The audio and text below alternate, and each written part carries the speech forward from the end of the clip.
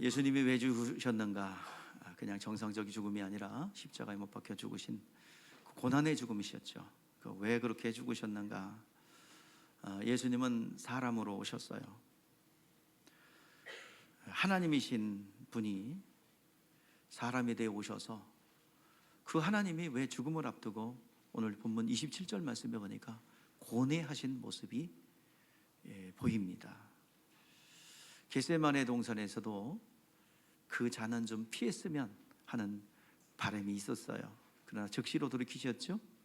나의 원대로 마시고 아버지의 뜻대로 되기를 원합니다. 오늘 여기 본문 말씀에 내 마음이 괴로우니 무슨 말을 하리요.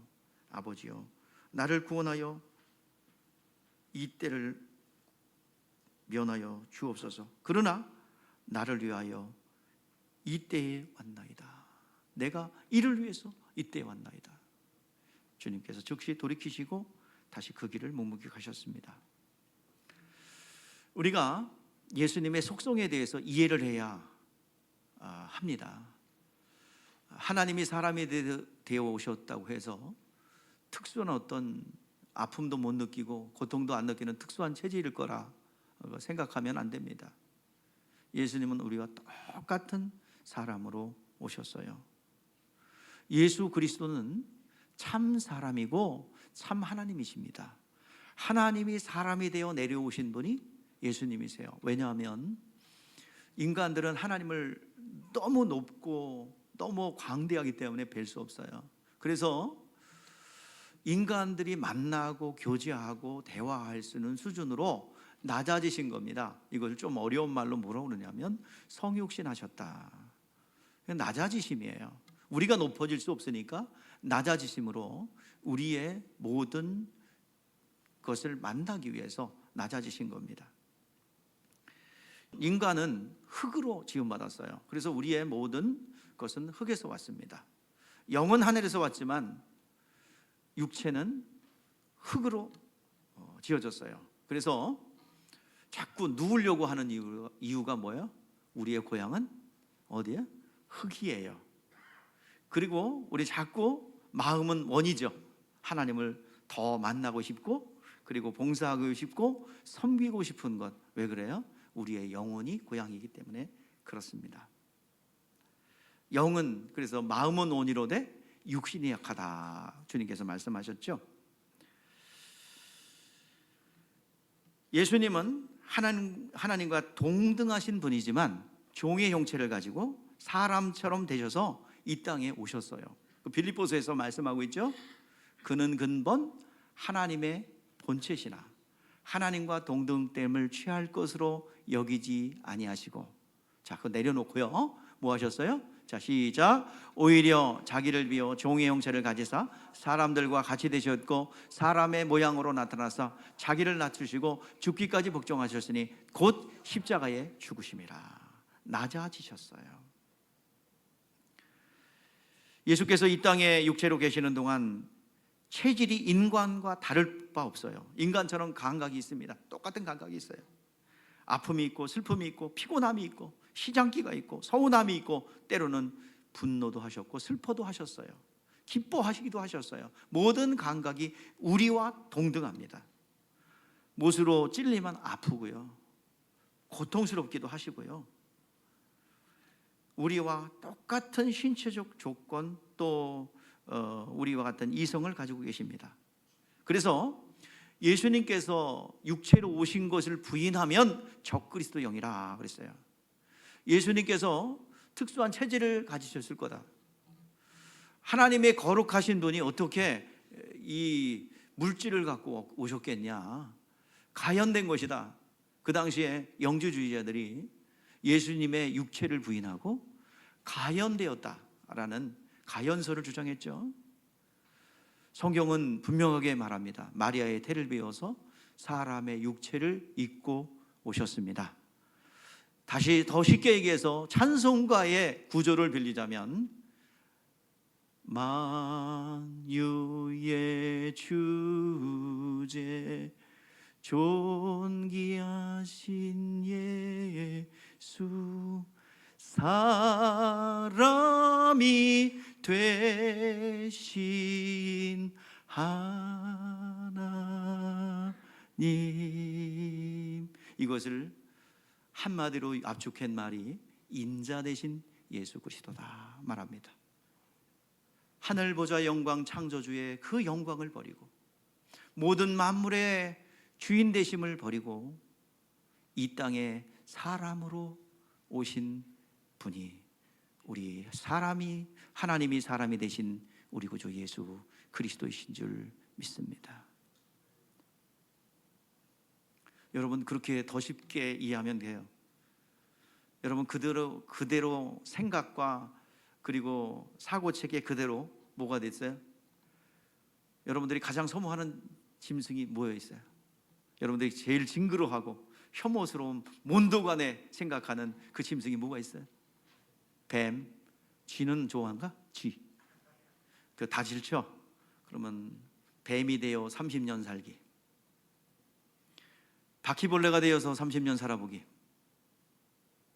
또 여러분들이 좋아하는 쥐가 되어 30년 살아보기. 여러분 어떻게 했어요? 그것을 이루기까지, 예수님의 고백처럼 이것이 이루어지기까지 나의 답답함이 얼마나 크겠느냐 했던 거죠.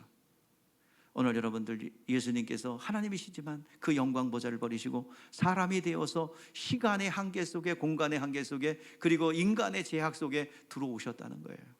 이것이 바로 예수 그리스도의 인자 되심입니다. 그런데 오늘 우리와 똑같은 이성과 감각과 그리고 신체적 기능을 가지고 있지만 우리와 다른 점이 있답니다. 우리의 육체는 흙에서 왔죠.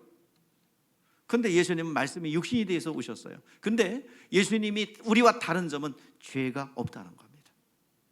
이것을 히브리서에 또 요한일서에 말씀하고 있어요. 자, 우리 한번 보시죠. 우리 합독해 보세요. 이 중요한 구절이니까 이 정도는 기독교인들이 좀 암송하고 있는 게 좋습니다. 시작. 우리에게 있는 대제사장은 우리의 연약함을 동정하지 못할 시가 아니요 모든 일에 우리와 똑같은 시험 받으시로되 죄는 없으시니라. 뭐가 없으셔요? 우리와 똑같지만 뭐는 없으시다? 죄가 없으시다. 육체의 정욕이 없으세요. 육체의 정욕이 없으세요. 자, 또 한 구절입니다. 요한일서 3장 5절입니다. 시작. 그가 우리의 죄를 없애려고 나타나신 것을 너희가 아나니 그에게는 죄가 없느니라. 우리와 다른 점입니다. 우리는 육체의 소욕이 있어요. 우리의 모든 곳에는 탐심이 자리 잡고 있습니다. 그러나 예수님은 그런 게 없다 이 말이에요. 그래서 예수님은 여인의 몸에서 태어났지만 혈통과 상관없는 거예요. 하나님의 품속에서 나타나셨기 때문에 죄가 없으세요. 자, 아이가 태어나면 성을 따르죠. 예, 김 씨와 결혼하면 아이를 낳으면 김 씨, 박 씨는 박 씨, 이 씨는 계속 해야 돼요? 예, 할 필요 없죠. 성을 따라요. 근데 유럽이나 이런 데는 뭐를 물려주냐면 성을 물려주는 것이 아니라 이름을 물려줘요. 제가 그래서 연구를 해봤어요.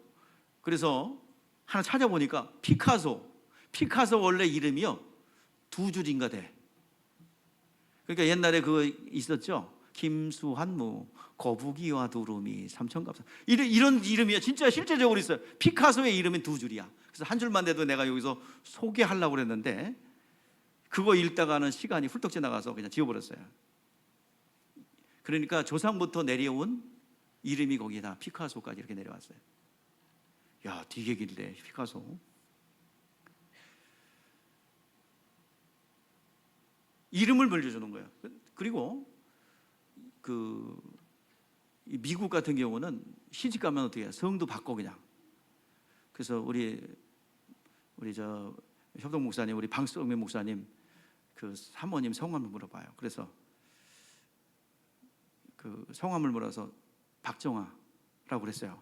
아, 그때 어느 날 또 최정아라고 돼 있네. 감사한금에. 아, 그래 얼굴이 화끈거려서 왜 이름도 내가 막 바꿔서 부르네. 근데 보니까 미국 시민권을 가지고 있어서 한국에 와서는 최씨, 미국에서는 박씨 이렇게 쓰더라고요. 그래서 내가 틀린 게 아니라 같이 교차해서 쓰는 거였어요. 아, 그래서 안심을 했어요. 그래도 내가 치매는 안 걸렸구나.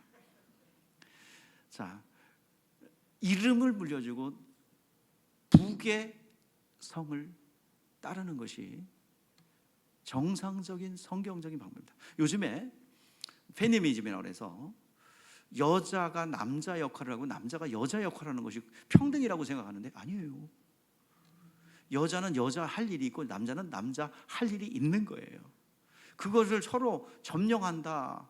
또 때로는 뭐 서로 간에 뭐 다툼, 분쟁을 막 유발하고 남녀 간의 사랑하고 도와주는 사이지 그렇게 서로 분쟁하고 대립하는 게 아닙니다. 그런 거 조작하면 안 돼요. 여자는 여자, 남자는 남자의 역할이 있단 말이에요. 근데 요즘에 이게 바뀌죠, 점점.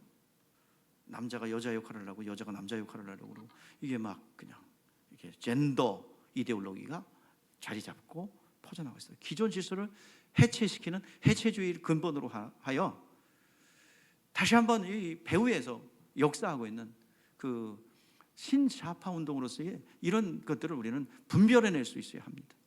정말 이 제자 훈련하기 지금 어려워요. 영화마다 대중가요마다 전부 다 그 배경 속에는 신좌파 이데올로기가 다 자리 잡고 있어요. 그래서 기존에 인류가 세워놓은 기독교 문화의 근거로 한 거룩한 질서들을 깨뜨리는 것부터 혁명은 시작돼야 된다 이게요. 그래서 우리가 정말 이 시대에 내 자신의 영혼을 오염시키지 않기 위해서 내 자신을 지켜야 됩니다. 여러분들, 우리 자녀들, 우리 손자녀들 우울증 공황장애에 노출되어 있잖아요. 너무 이 정신질환 많아요.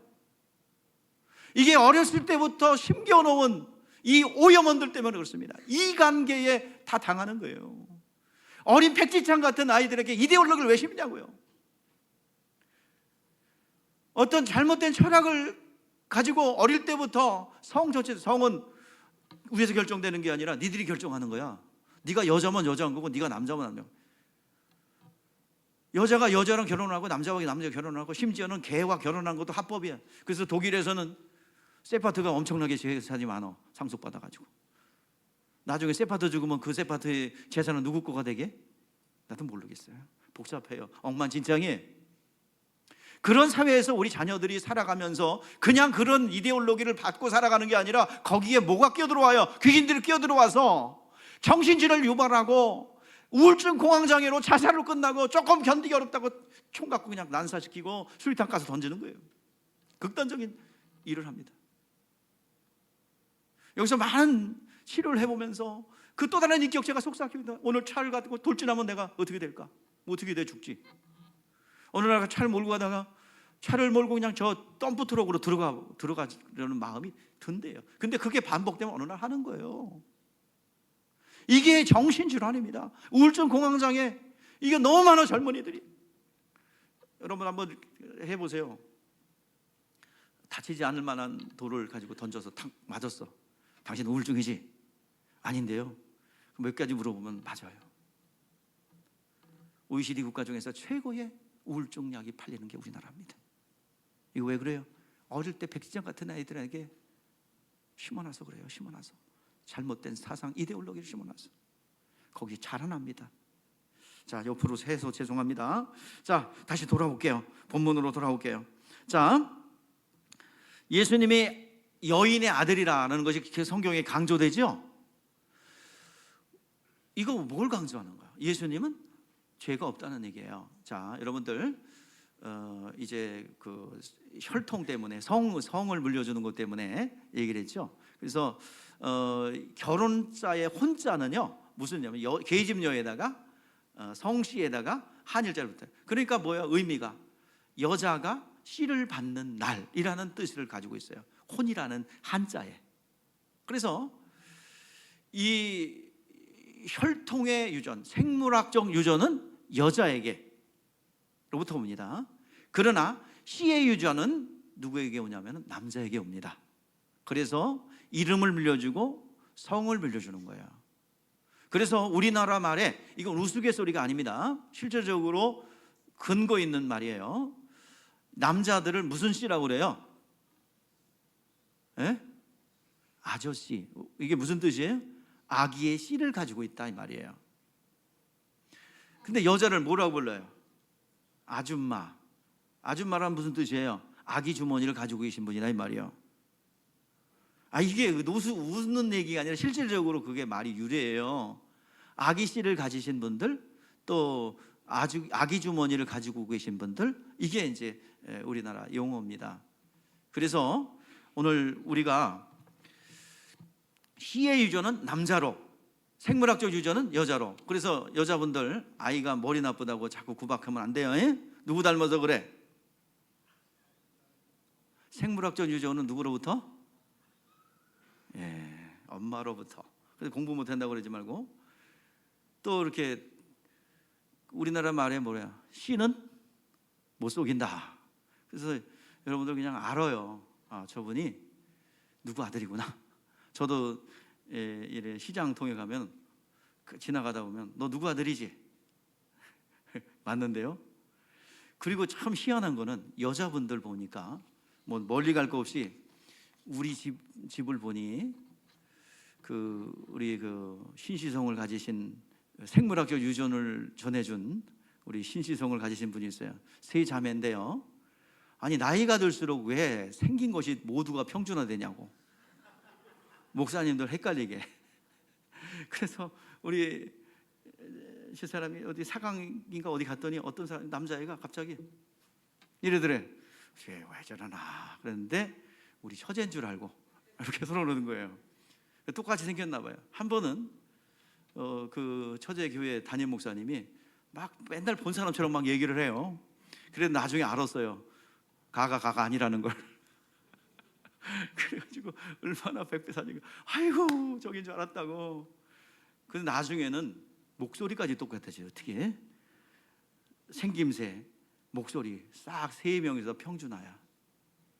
근데 그들 자매들뿐만 아니고 신자매들뿐만 아니라 여러분 나이 들어가면서 다 어때요? 이모, 엄마 다 같지요?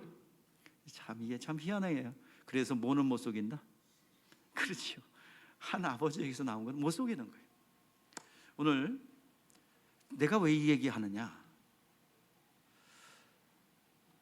아담이 범죄했고 하와가 범죄했죠. 원래 여자가 먼저 마귀의 유혹을 받고 마귀의 말을 들으니까 보함직도 하고 먹음직도 하고 지혜롭게 할 만큼 탐스럽다고 그랬어요. 그리고 선악과 먹었어요. 그리고 누구한테 줬어요?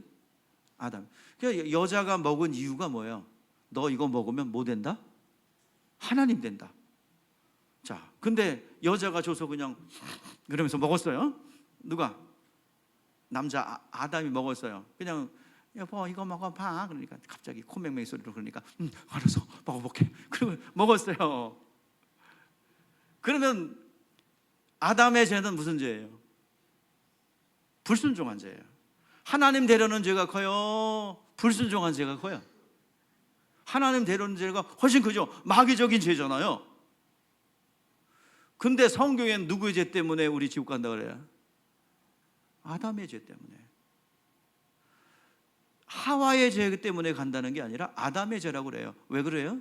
여자는 생물학적 유전만 되지 씨의 유전은 안 돼. 그래서 여자 하와의 죄는 자범죄에 불과하고 남자 아담의 죄는 씨의 유전이 되기 때문에 그 다음에 원죄가 유전되어 내려오는 거예요. 그러니까 예수의 동정녀 탄생, 마리아의 태를 빌려서 예수님이 오셨다는 것은 우리의 본질인 거예요. 이거를 양보하면 기독교의 본질이 무너집니다. 동정녀에서 탄생하신 마리아의 태를 빌려서 오신 예수님이세요. 그렇기 때문에 혈통과는 상관없이 예수님은 죄가 없으신 하나님이시다 이 말이에요. 이거를 부인하면 적그리스도다 이 말이에요. 육체로 오신 것을 부인하면 적그리스도다 이 말이에요. 예수님은 왜 육체로 오셨어요? 우리의 죄를 대속하기 위해서, 죽기 위해서. 예수님의 비전은 죽는 거예요. 죽고 부활하는 거예요. 예수님의 비전입니다.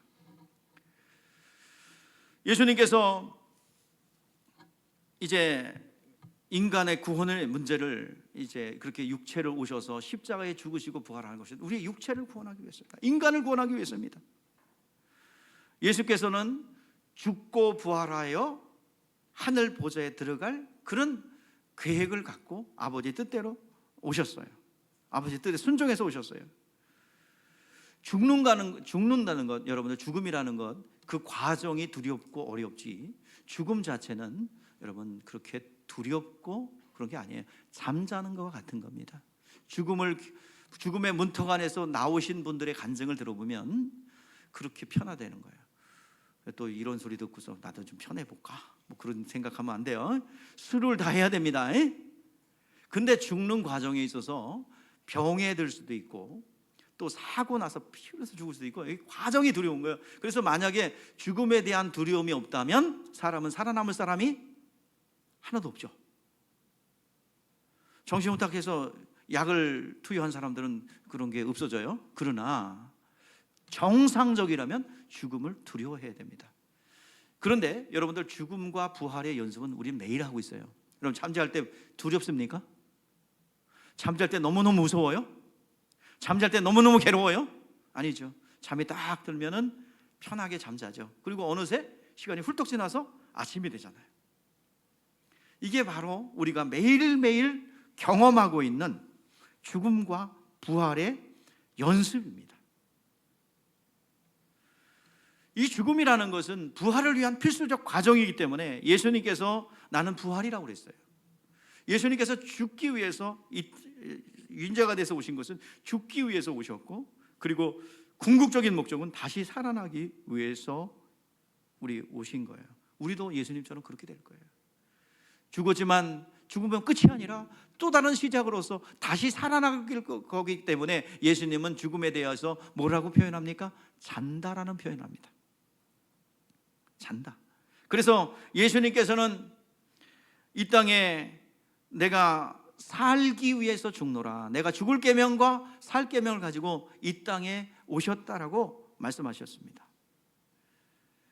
죽음 자체를 두려워하는 것이 아니라 죽음의 방법 그리고 고난이 들어오셨던 거예요. 그래서 인자가 부활하기 위해서 죽는 죽음에는 고난이 없어도 됩니다. 원래부터 창세전부터 하나님의 계획한 것은 뭐예요? 요한복음 10장 17절 18절 말씀에 뭐라고 그랬어요? 자, 우리 같이 읽어봐요. 이거 중요한 구절이기 때문에 자꾸 반복되고 있는 구절이죠. 시작. 내가 내 목숨을 버리는 것은 내가 그것을 다시 얻기 위함이니 이로 말미암아 아버지께서 나를 사랑하시느니라. 이를 내게서 빼앗는 자가 있는 것이 아니라 내가 스스로 버리노라. 나는 버릴 권세도 있고 다시 얻을 권세도 있으니 이 계명은 내 아버지에게서 받아노라. 아버지께서 주신 계명이에요. 그런데 원래 죽는 자체는 그렇게 힘든 게 아니었어요.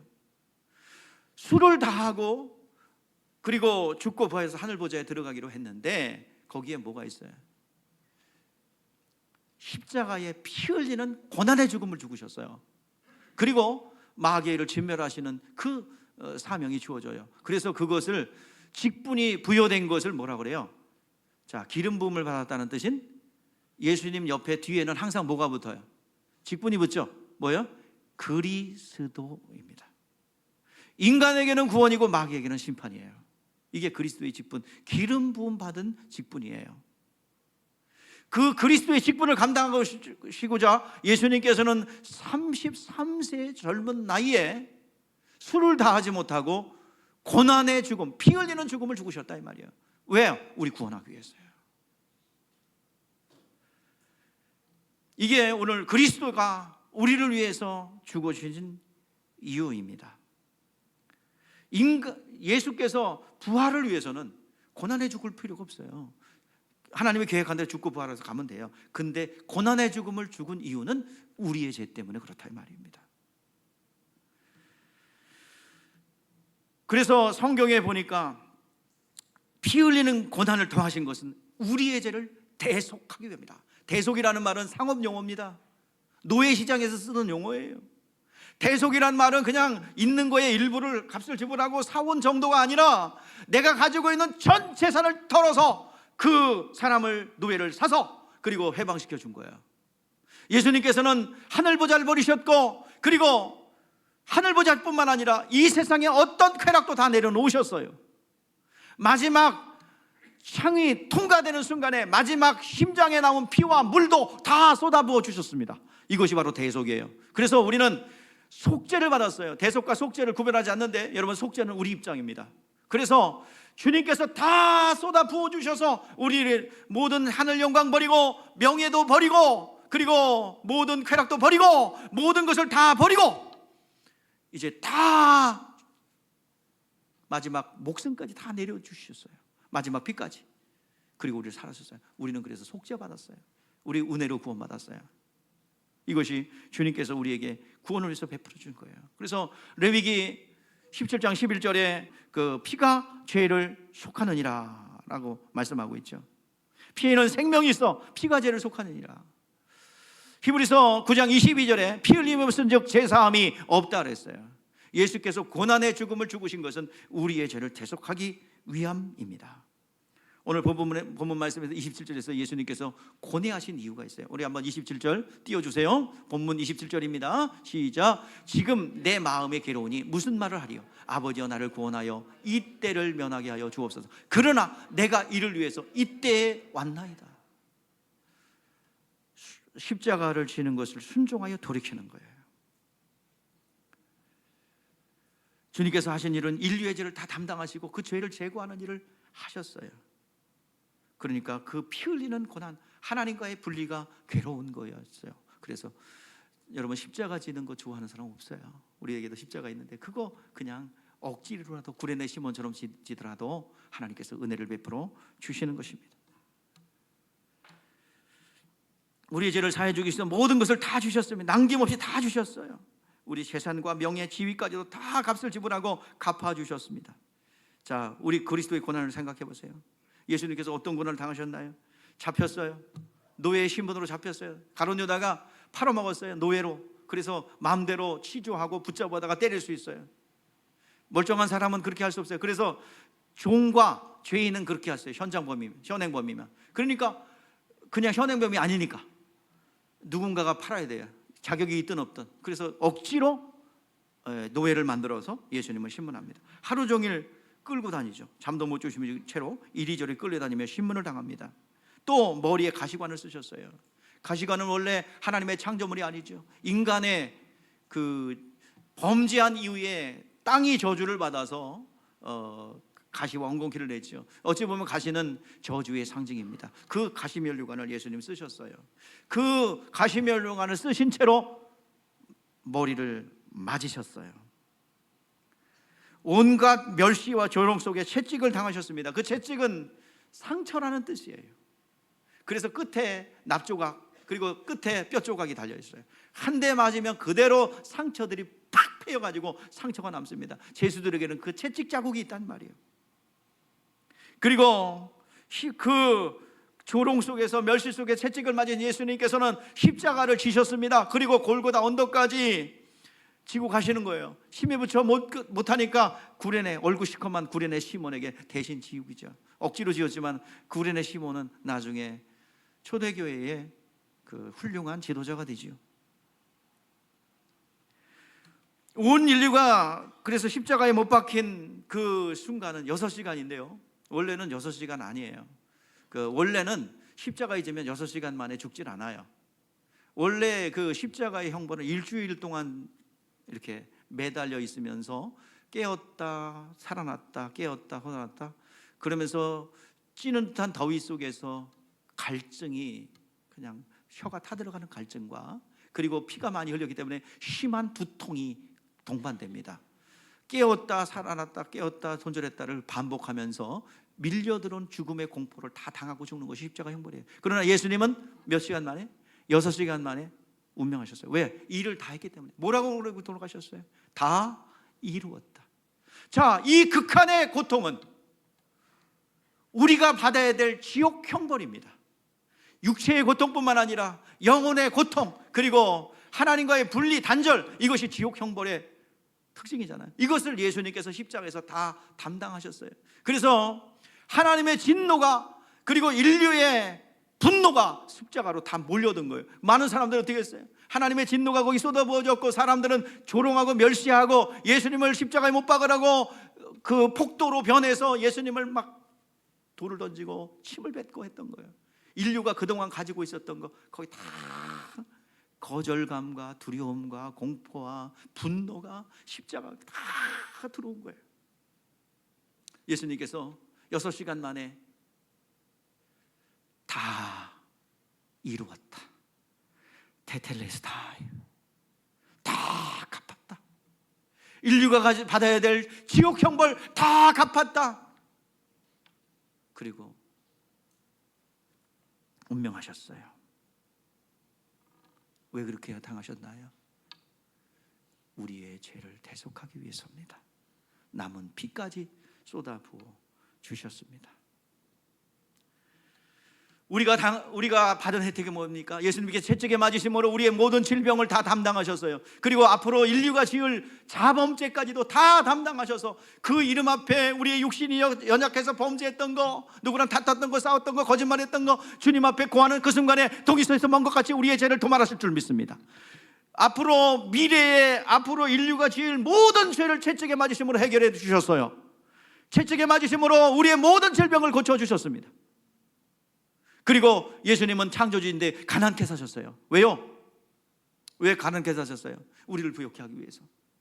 친히 담당하신 겁니다. 그리고 십자가에 못 박혀 죽으심으로 지옥 형벌을 대신한 거예요. 그래서 오늘 예수의 이름을 부르는 자 구원을 얻으리라. 어떤 문제가 있을 때마다 우리는 부르세요. 예수여 나를 도우소서. 그렇게 한번 해보시겠습니다. 어떤 문제가 내가 해결할 수 없는 그런 극한의 문제가 닥쳤을 때 그렇게 불러보세요. 예수여. 연습해봐요 빨리. 돈 있는 사람 찾아가지 말고, 누구 사람 찾아가지 말고 누구한테 먼저 구하세요. 예수. 예수여 나를 도우소서. 예수여 나를 도우소서. 질병의 문제든 어떤 문제든 주의 이름을 부르는 자 구원을 얻으리라. 오늘 구원의 은총이 여러분 가운데 있기를 원합니다. 두 번째로 예수님께서 오신 십자가에 못 박혀 죽으신 것은 마귀의 일을 멸하러 하심이라 그랬어요. 사탄과 마귀는 단수입니다. 똑같은 존재예요. 오늘 사탄 마귀는 하나님을 대적하고 하나님 앞에 도전할 때는 원수라는 뜻인 사단이라는 용어를 쓰고요. 그리고 합법적으로 이 세상에서 아담의 권세를 아담이 진자는 이긴 자의 종이라고 그랬죠. 아담이 누구에게 속해버렸어요? 항복문 써가지고 마귀의 말을 들음으로써 누구 밑으로 들어가 버렸어요? 마귀 밑으로 들어갔어요. 합법적으로 이 세상의 임금이야. 그냥 가지고 들어갔기 때문에. 그래서 이 세상의 임금 디아블루스라는, 항상 단수를 쓰는데 디아블루스, 호산에서 같은 존재인데요. 디아블루스는 중간에 끼어갖고 이간하고 참수하는 자예요. 이 마귀라고 합니다. 자, 요한계시록에 그 말씀이 나오는데요. 자, 요한계시록 12장 9절에 시작. 큰 용이 내쫓기니 곧 옛뱀 마귀라고도 하고 사단이라고 하며 온 천을 깨는 자라. 그가 땅으로 쫓기니 그의 사자들도 그와 함께 내쫓기리라. 사탄과 마귀는 같은 존재예요. 단수입니다. 항상 단수예요. 단수. 호 사타나스 호 디아블로스. 호 사타나스 호 디아블로스. 단수입니다. 항상 하나예요. 원래 그 디아블로스 사탄은 원래 뭐였냐면 루시엘이었어요. 천사장이었어요. 보석과 그리고 이 노래의 악기의 존재 목적이 그를 위해서 존재했다면 그가 교만해졌어요. 자, 사탄 기원론이라 할 수 있는 이사야서 14장 12절부터 15절입니다. 자, 한번 읽어볼까요? 여기서 다 읽으면 시간이 걸리니까 여기서 4개의 의일이 나와요. 내가 뭐뭐하리라. 내가 높은 자와 비기리라. 내가 뭐뭐하리라. 누구예요? 여기서 천사였던 누구야? 루시엘이 저 여호와의 사자와 내가 베기리라. 여호와 하나님의 이름을 이제 내가 비리라. 그러니까 이 여호와의 이름을 자기가 사용함으로 그 이름이 모독을 당했고 하나님의 모독을 당했어요. 그래가지고 이제 그 지극히 높은 자 비기리라. 그러면 하나님 자리를 탐한 것이 사탄의 기원이요. 그리고 그 일이 그대로 어디서 펼쳐져요? 에덴에서. 너 이거 먹으면 뭐 된다? 하나님 된다.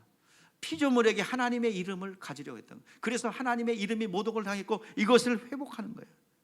자, 주님께서 그 범죄했을 때 먼저 여자에게 묻죠. 그때는 하와라는 이름이 없어요. 범죄한 이후에 하와라는 이름이 주어졌지 여자였어요. 여자여, 누가 이렇게 했느냐? 맨 처음에 아담에 찾아가죠. 아담, 이거 누가 이렇게 했느냐? 여자가 주워서 먹었습니다. 하와에게 찾아갔어요. 여자여, 이거 누가 이렇게 했느냐? 사단이 주워서, 뱀이 주워서 먹었습니다. 근데 더 이상 묻지 않아요. 뱀, 그냥 저주합니다. 그러니까 저주의 시작은 사람부터 저주한 것이 아니라 뭐야? 누굴 저주했어요? 마귀를 저주했어요. 그러니까 마귀가 속해 있으니까 우리도 저주받는 거예요. 지옥은 우리를 위해서 만든 게 아니라 누구를 위해서 만들었어요?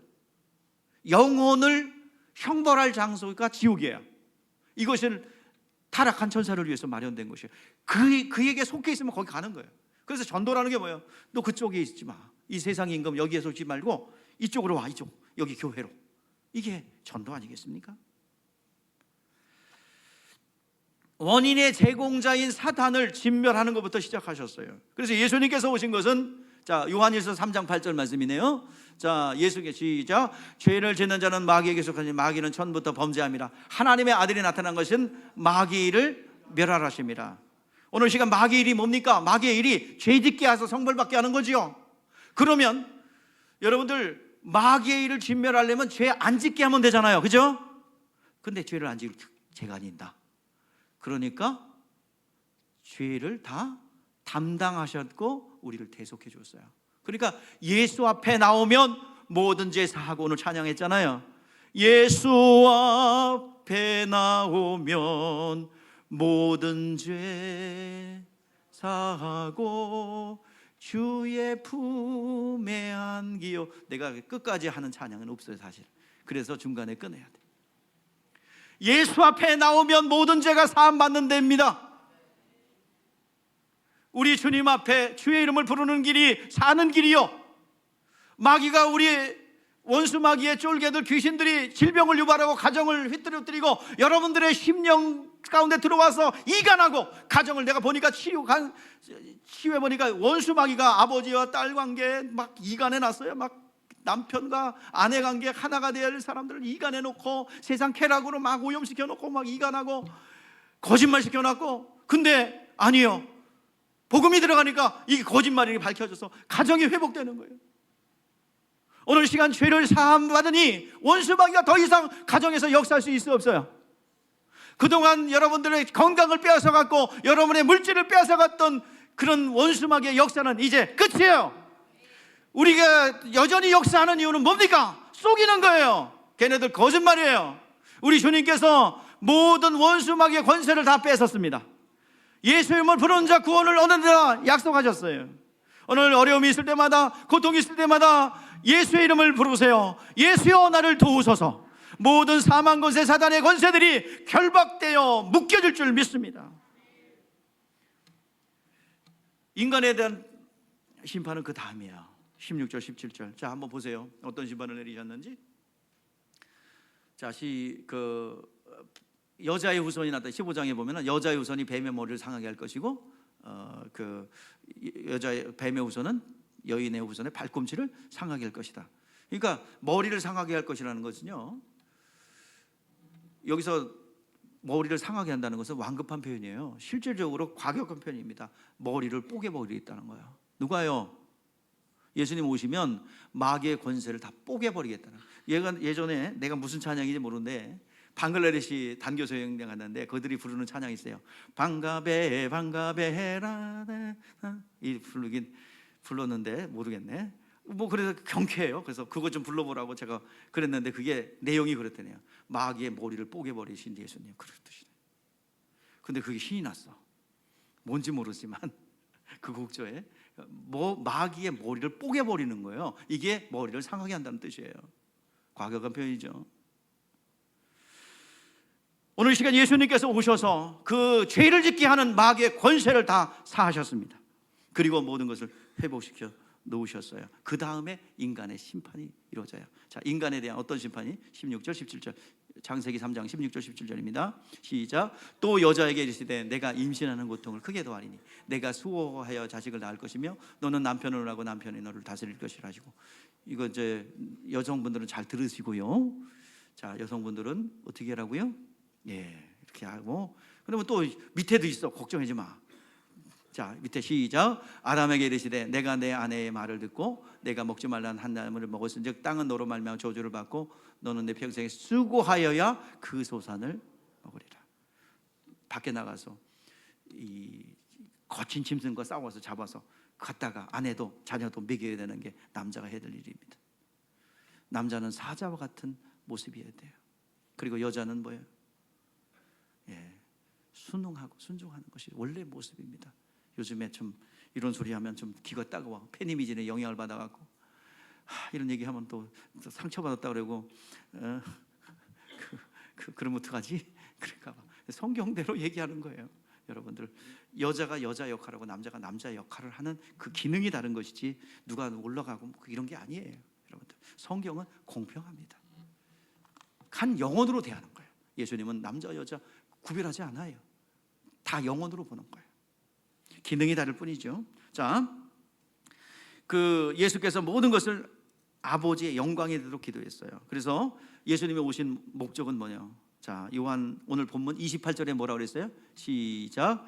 아버지여, 아버지의 이름을 영화롭게 하옵소서 하시니 이에 하늘의 소리가 나서 이르되 내가 이미 영광스럽게 하였고 다시 영광스럽게 하리라. 예수께서 영광스럽게 했다는 거예요. 하늘의 음성이 들렸어요.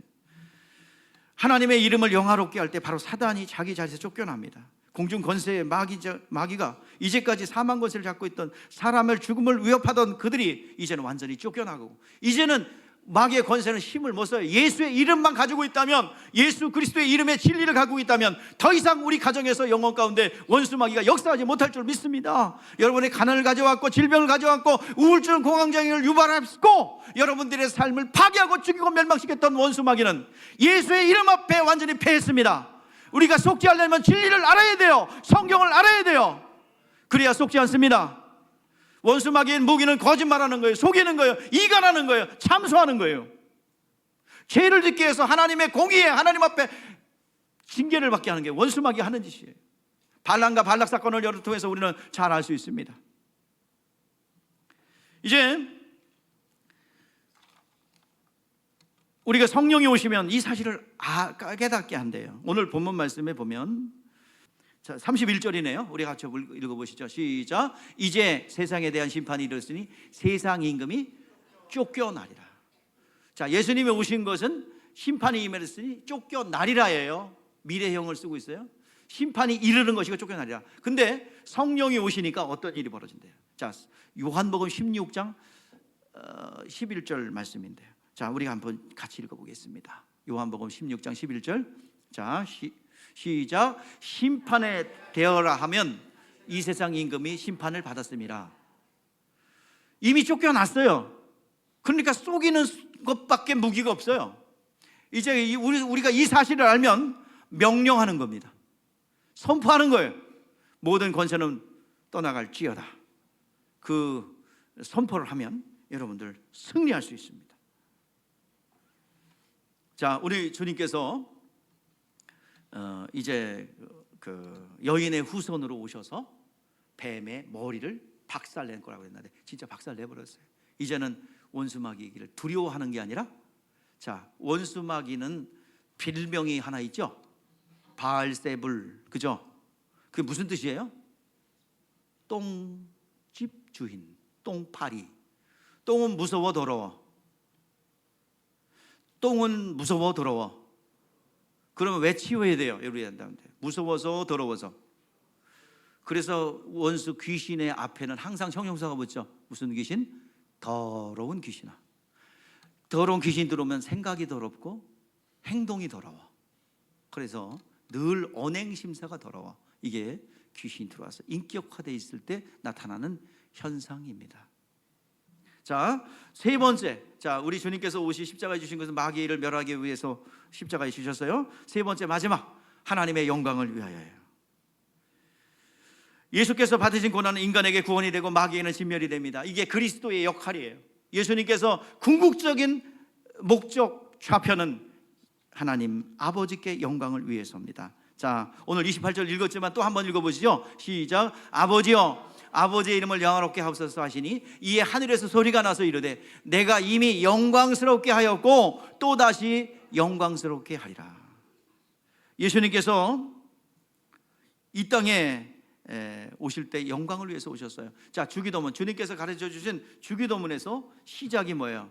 하늘에 계신 우리 아버지요. 이게 우리의 기도를 들으시고 응답하시는 분이 하늘에 계신 우리 아버지가 기도의 주체가 되신다 이 말이에요.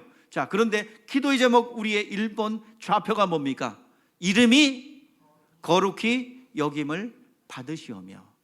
이름이 모독되어서 그 영광이 손상을 받았기 때문에 예수님께서 그 이름을 영화롭게 하고 그 이름의 영광을 돌리기 위해서 오셨어요. 그리고 맨 마지막입니다. 자, 13절인데 맨 끝에 나라와 시작. 나라와 권세와 영광이 아버지께만 있습니다. 자, 모든 우리의 기도 제목들 또 우리의 신앙의 좌표는 딱 하나입니다. 하나님의 영광을 위하여예요. 자, 하나님께서 영광을 다른 이에게 뺏기지 않는데요. 이사야서 보니까 그렇게 나와 있네요. 하나님께서는 자기 이름이 모독당한 것에 대해서 다시 회복시키고자 하는 의지가 들었어요. 자, 하나님께서는 가장 민감하게 봐는 것이 그 이름입니다. 이름과 명예는 같이 가죠. 이름이 손상받으면 그 명예는 실추되는 거예요. 나는 직접 못 들어도 그 이름을 뒤에서 막 욕하고 다니면 어떻게 돼요? 그 인격이 손상받죠.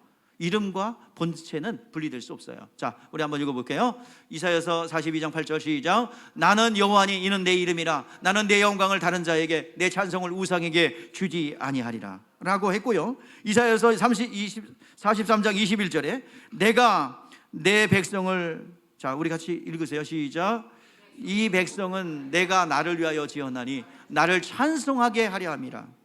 예, 찬송하게 하려 함이라. 하나님의 이름에는 그 명예와 자존심이 달렸어요. 구약 때는 여호와의 이름이요, 지금은 예수 이름을 우리에게 유업으로 주셨어요. 그 이름의 명예가 그 이름을 소유했느냐 소유하지 않았느냐 이게 달려지는 거예요. 자, 남유다 때 히스기야 왕이 있었습니다. 그 히스기야 왕이 정말 유능한 왕이죠. 우상을 다른 왕들이 타파하지 못한 산당을 타파하고요.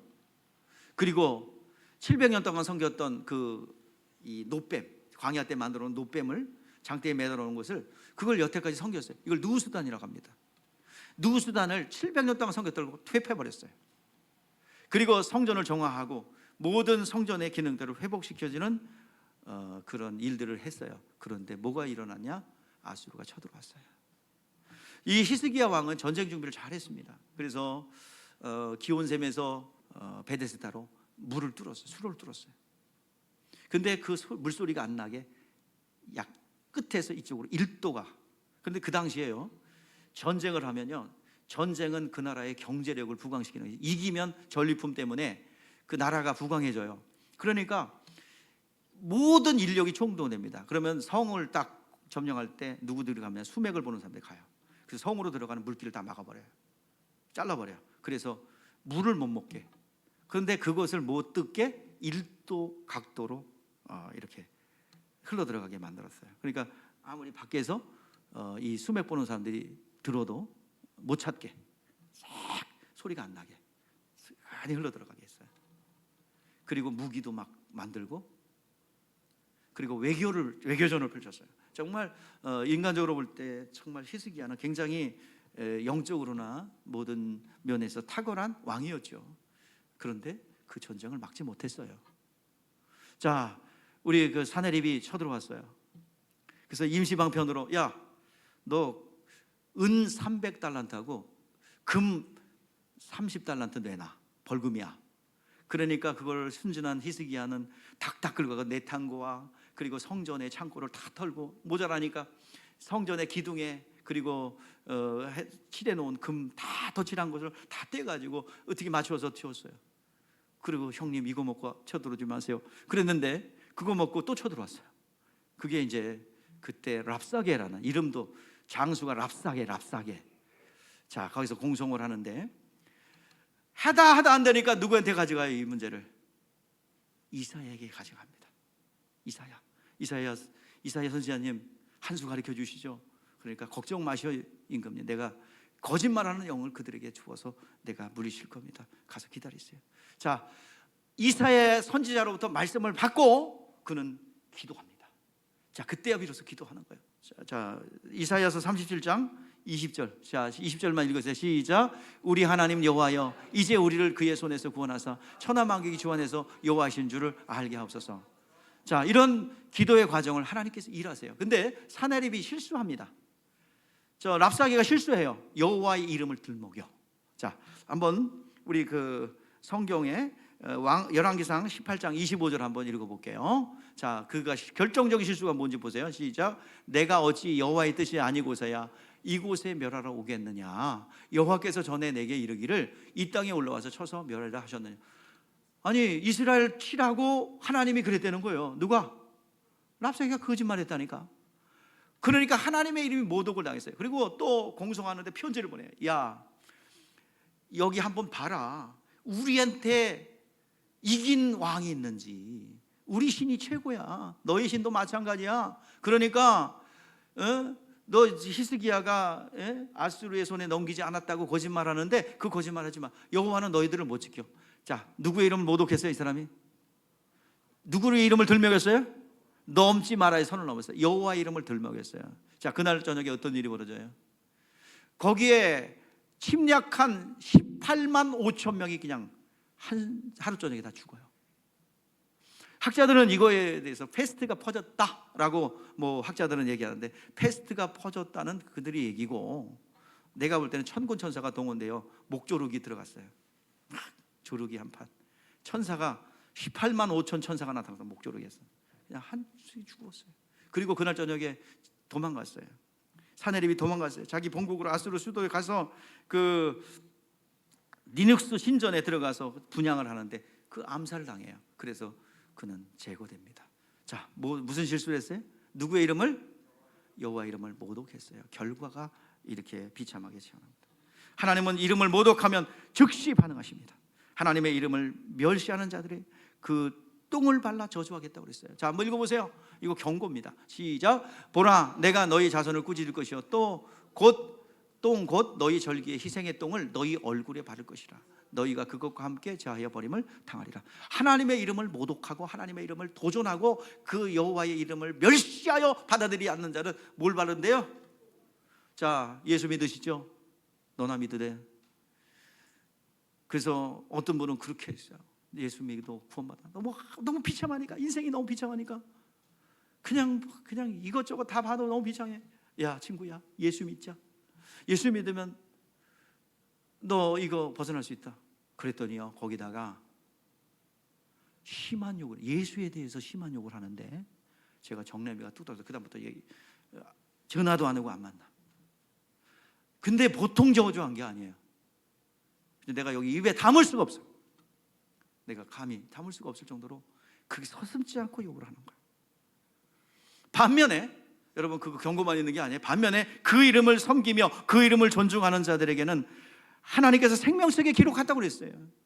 그리고 하나님께서 의인과 악인을 구별하는 그 기준점이 된다고 그랬어요. 하나님을 섬기느냐 섬기지 않는 자의 기준점이 되고, 그리고 의인과 악인을 구별하는 구분점이 된대요. 그 이름을 경외하는 자에게는 의로운 해가 떠올라 치료하는 광선을 받아낸다 그랬어요. 그래서 여러분, 온전한 회복이 있을 줄 믿습니다. 예수 이름을 영접하고 예수 이름을 전하며 높이는 자들은 하나님께서 높여주시고 외양간에 나온 송아지 같이 뛰리라 했습니다. 오늘 시간 그 은혜가 있기를 바랍니다. 그래서 오늘 여러분들, 내 이름으로 하나님의 이름을 영화롭게 하는 게 우리의 목적이라고 한다면, 우리의 신앙생활의 목적은 그 이름을 영화롭게 하는 데 있어요. 그래서 영광을 돌리는 거예요. 자, 오늘 여기 요한복음 14장 13절 14절에 말씀하고 있네요. 시작. 너희가 내 이름으로 무엇을 구하든지 내가 행하리니 이는 아버지로 하여금 아들로 말미암아 영광을 받으시게 하려 함이라. 내 이름으로 무엇인지 내게 구하면 내가 행하리라. 아멘. 예수께서 부활 승천하시면서 또 우리에게 그 이름을 주고 가셨어요. 요한복음 17장 11절 말씀이네요. 자, 그 이름을 주고 가셨는데, 자, 그래서 빨리 끝내라고, 배터리가 방전된다고 빨리 끝내야 돼. 여기 설교문 여기에. 그래서 이제 그 내 이름으로 보내신 성령이 우리 안에 들어오셔서 그 이름을, 하나님의 이름인데, 자, 그 이름으로 약속을 많이 해주셨어요. 그 이름으로 기도하라, 귀신을 내쫓아라, 많은 약속을 해주셨는데요, 그 이름으로 기도하면 내가 응답하겠다고 약속하셨어요. 그러면 내 기도한 것이 그대로 응답되면 뭐예요? 하나님의 일하심이 내 영혼 가운데 나타나죠. 하나하나 쌓이는 거예요. 이 응답되면 하나님과 관계가, 말씀의 나타남이 나를 통해서 나타나는 거예요. 그러면 그것은 반드시 옆에 사람들이 보고서 하나님이 살아계시구나, 하나님께 영광을 돌리는 거예요. 여러분, 기도한 대로 응답되면 나만 유익이 아니라 내가 하나님 앞에 올바로 설 뿐만 아니라 그리고 옆에 있는 사람들이 하나님의 살아계심을 경험하게 될 줄 믿습니다. 기도하세요. 어떤 문제든지 기도하세요. 예수 이름으로 무엇이니 구하라고 그랬어요. 무엇이니 구할 수 있습니다. 질병의 문제든 물질의 문제든 어떤 문제든 다 기도할 수 있어요. 여러분 기도하고 응답받으면 하나님께서 영광을 받으실 줄 믿습니다. 여기 예배하는 그 목적은 하나님의 이름을 영화롭게 하는 데 목적이 있어요. 교회는 에클레시아입니다. 모였어요. 자, 순서를 바꾸면 안 돼요. 제가 에클레시아, 저 에크라는 앞에 말은요, 에크라는 건 어디로부터 부름받은 사람이 뭐예요? 자, 불렀어요. 누가? 전도자가. 여러분 왜 왔어요? 누가 불렀어요? 누가 불렀어요? 예수 믿으십시다. 불렀죠? 불렸더니 모였어요. 그 다음에 뭐였어요? 택했어요. 요게 순서가 바뀌면 안 돼요. 택해서 불러 모인 게 아니에요. 잘못하면 예정론으로 가면 큰일 납니다. 불렀어요. 뭘 불렀어요? 세상으로부터 마귀의 소굴에서 우리를 불러냈어요. 그랬더니 한 사람 두 사람 모였어요. 저 밑에 성전에 있을 때 몇 명 안 모였는데 지금 이렇게 많이 모였어요. 1부 2부에 거의 차가고 있어요. 1부 다 모였어요. 그래서 요즘에 일꾼을 택하는 거예요. 이 중에서 교회에 청함은 받은 사람을 많으나, 여러분 청회에서 불렀어요. 부른 사람은 많아. 그래 모였어요. 그러나 택함은 받은 사람은 그렇게 적다고 해요. 어느 날 임금님이 아들을 위해서 잔치를 배설했어요. 그리고 잔치를 배설하고 다 불러왔어요. 혼인잔치를 배설하고 불렀어요. 근데 바빠서 못 가요. 다 요리조리 빠져나갔어요. 그래서 그들을 진멸하고 이제 사거리로 가서 다 불러와라. 다 불렀어요. 사람들이 잔치 자리에 참여합니다. 이방인들이 모였죠. 그런데 저쪽에서 결혼식에는 뭐를 입고 와야 됩니까? 예복을 입고 와야 돼요. 예복을 안 입고 온 사람이 있어요. 불러가지고 꽁꽁 묶어서 그를 쫓아냈어요. 수족을 결박하여 바깥 어느 데 내게 던지라 했어요. 이건 지옥 간다는 얘기가 아니라 그 영광에 참여하지 못하는, 혼인잔치에 참여하지 못하는 것을 얘기하는 것입니다. 여러분 청함을 받았어요. 여러분들 불러서 모였지요? 불렀다면 하나님의 택함을 받아야 될 줄 믿습니다. 성령 받고 주님의 일을 함으로써 하나님께 영광을 돌려야 되는 거예요. 그게 기독교인들의 사명입니다. 여러분 불렀습니다. 모였습니다. 택함을 받으시기 바랍니다. 택했다는 증거는 성령을 주시는 거예요. 그리고 주님의 일을 감당하도록 한 것입니다. 오늘 그 길을 가야 될 줄 믿습니다. 이 땅에 있는 동안에 하나님을 나타내는 영광을 돌리는 그 직임이 이 여러분 가운데 있기를 바랍니다. 빛과 소금의 역할, 하나님을 나타내는 선한 도구가 되기를 주의 이름으로 축복합니다. 기도하겠습니다.